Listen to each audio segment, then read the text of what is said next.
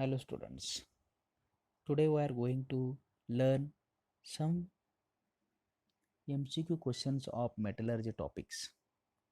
First questions: metallic compound that occur naturally called as a minerals. According to definition of minerals, the naturally occurring substance that contain the metal either in the free form or in combined forms. Second, the earthy impurities that associated with the ore is called as a gangs. It is also called as a matrix. These are the unwanted impurities present in the ores. The fusible slag is formed by the combination of the gangs and flux.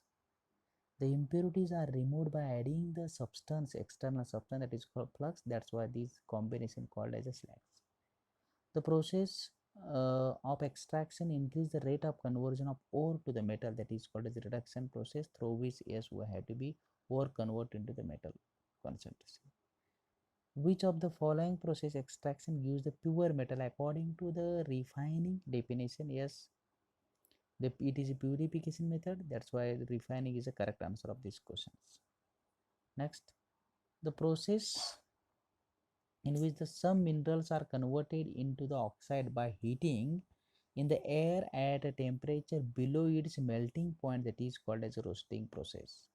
The chemical formula of the hematite is Fe2O3.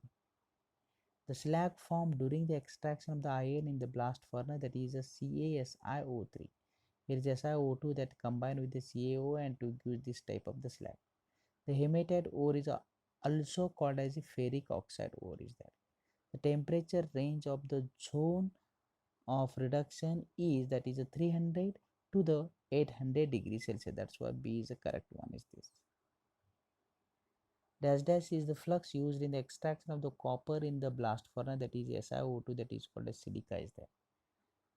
Which reaction represent the formation of the slag formation during the extraction of the copper from the copper pyrite? This is the last answer of this question, because FeO is the as impurity that present in the copper pyrites that react with the SiO2 to give this type of the slag.